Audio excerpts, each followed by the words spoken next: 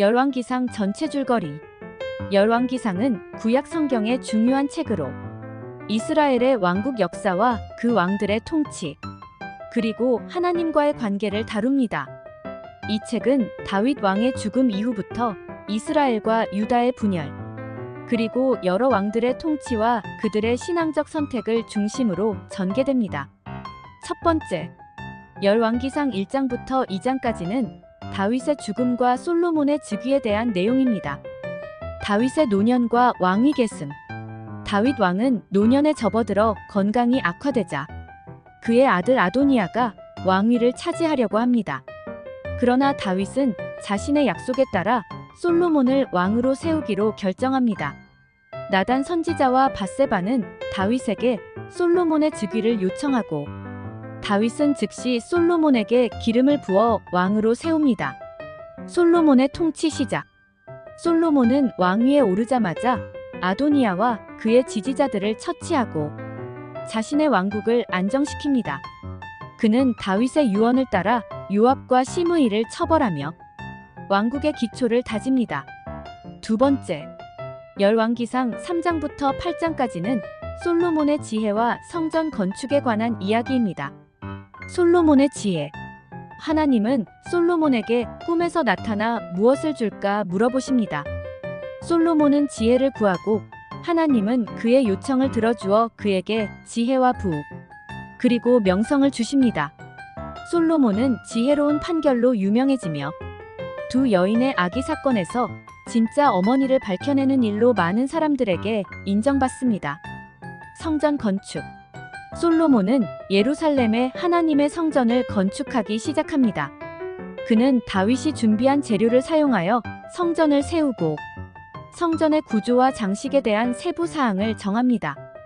성전 건축은 이스라엘 역사에서 중요한 사건으로 하나님과의 언약의 상징이 됩니다. 성전 봉헌. 성전이 완공되자 솔로몬은 성전을 봉헌하는 의식을 거행합니다. 그는 하나님께 기도를 드리며 이스라엘 백성을 위한 중재자로서의 역할을 다짐합니다. 솔로몬의 기도는 하나님께서 이스라엘을 어떻게 인도하실지를 간구하는 내용으로 가득 차 있습니다. 하나님의 응답. 하나님은 솔로몬의 기도에 응답하시며 성전에서 그들의 기도를 들으시겠다고 약속하십니다. 이 사건은 이스라엘 백성에게 하나님의 임재를 보여주는 중요한 순간입니다. 세 번째, 열왕기상 9장부터 10장까지는 솔로몬의 통치와 부에 대한 이야기입니다.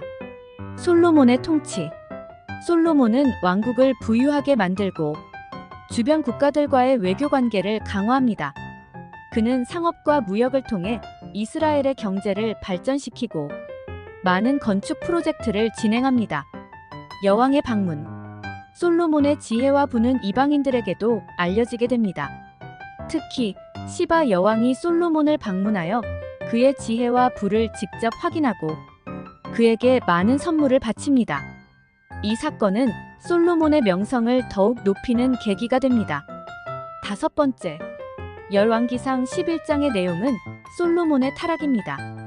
솔로몬의 외교적 결혼. 솔로몬은 여러 나라의 공주들과 결혼하여 외교 관계를 강화합니다. 그러나 이러한 결혼은 그가 이방 신들을 섬기게 만드는 원인이 됩니다. 솔로몬은 아스다롯과 몰렉과 같은 이방 신들에게 제사를 드리며 하나님과의 관계가 멀어지게 됩니다. 하나님의 심판. 하나님은 솔로몬의 타락을 보시고 그의 왕국이 분열될 것이라는 경고를 하십니다. 하나님은 솔로몬의 후손 중에서 왕국을 나누어 주겠다고 말씀하십니다. 이로 인해 솔로몬의 통치 말기에 이르러 왕국의 분열이 예고됩니다. 여섯 번째, 열왕기상 12장은 솔로몬의 죽음과 왕국의 분열에 대한 내용입니다. 솔로몬의 죽음. 솔로몬은 그의 통치 후반부에 많은 고난과 갈등을 겪으며 결국 죽음을 맞이합니다. 그의 죽음 이후 그의 아들 르호보암이 왕위에 오릅니다. 왕국의 분열. 르호보암은 백성의 요구를 무시하고 그의 아버지보다 더 엄격한 통치를 하겠다고 선언합니다. 이로 인해 이스라엘의 10지파가 르호보암을 거부하고 여로보암을 왕으로 세우게 됩니다. 이스라엘은 북왕국과 남왕국으로 분열되며 북왕국은 이스라엘, 남왕국은 유다로 나뉘게 됩니다. 일곱 번째, 열왕기상 13장부터 16장까지는 북왕국과 남왕국의 역사에 대한 이야기입니다.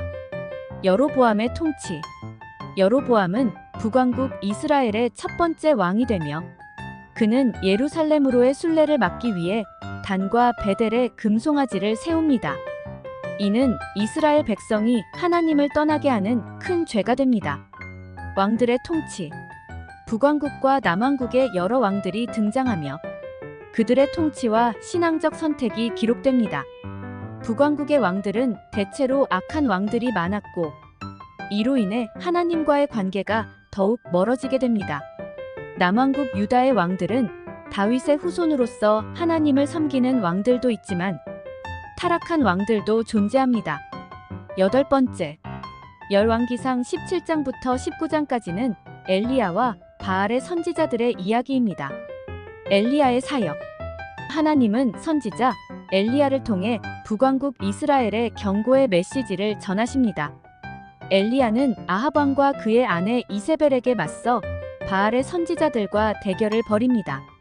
갈멜산에서의 대결에서 엘리야는 하나님께서 참된 하나님임을 증명하며 바알의 선지자들을 처치합니다.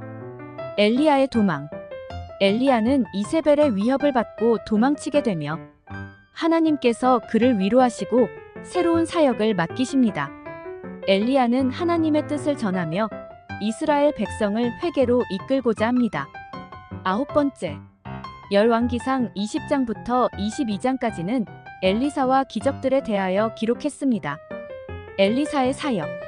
엘리야의 후계자인 엘리사는 여러 기적을 행하며 이스라엘 백성에게 하나님의 메시지를 전합니다. 그는 병든 자를 고치고 기적적인 공급을 통해 하나님의 능력을 드러냅니다. 이스라엘의 전쟁.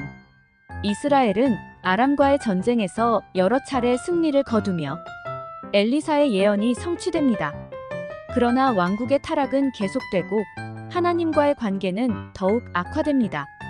열 번째, 열왕기상 21장 22장의 내용은 아합 왕과 이세벨과 관련된 내용입니다. 나봇의 포도원.